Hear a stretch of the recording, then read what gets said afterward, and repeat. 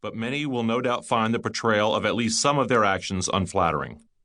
It would be wrong to sugarcoat, for instance, the extent to which the Democratic National Committee worked to advance the Clinton campaign and, as has been previously documented, worked to harm Bernie's. Of course, I was not privy to what was going on in the other camp, and the lens through which they would view events would shade them differently. I will leave that to their book. Campaigns are hard-fought efforts. There is an overwhelming personal and organizational drive to win.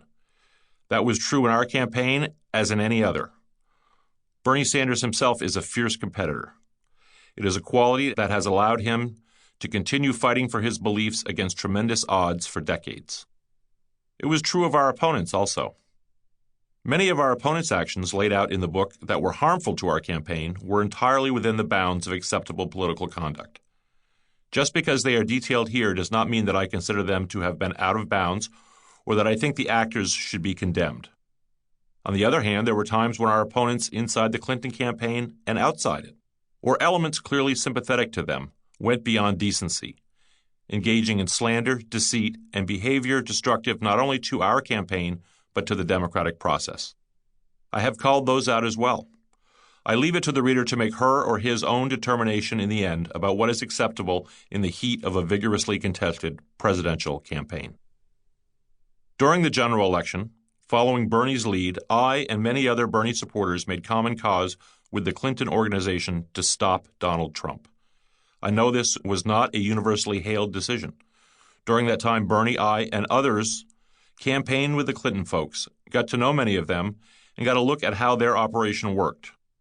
The reader may see the portrayal of some of our opponents in the primary process become more positive as we work to defeat the rise of Donald Trump.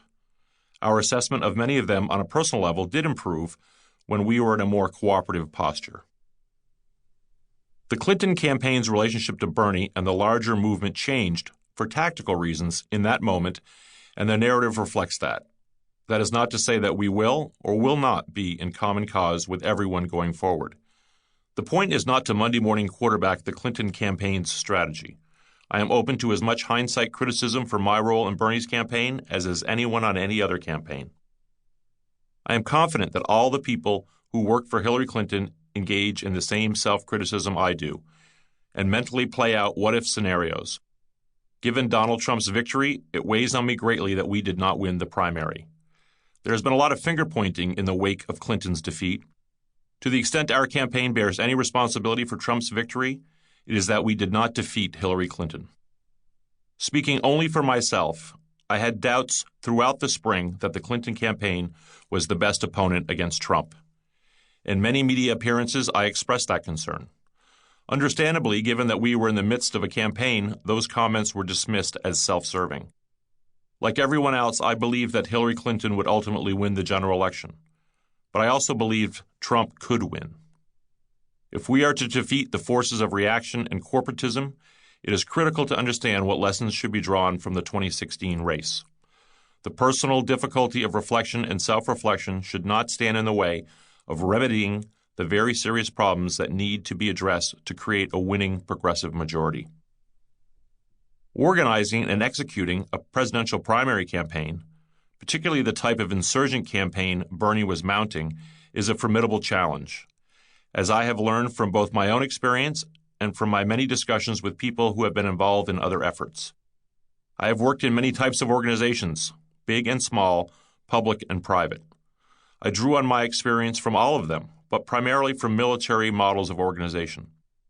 A presidential campaign requires a large organization to move quickly and decisively, at times on a minute-by-minute basis, to parry and to advance its goals.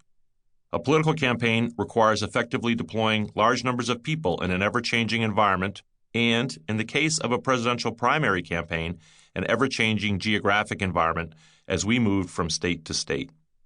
In our case, it required a plan for how a much smaller force, with fewer resources and less infrastructure, would be able to defeat a much larger one. I know a number of people will reject the comparison of a political campaign to a military one for a host of reasons, including its inherent authoritarian nature. But as people with military experience will tell you, this type of structure only really functions well when there is an ongoing and real back and forth between the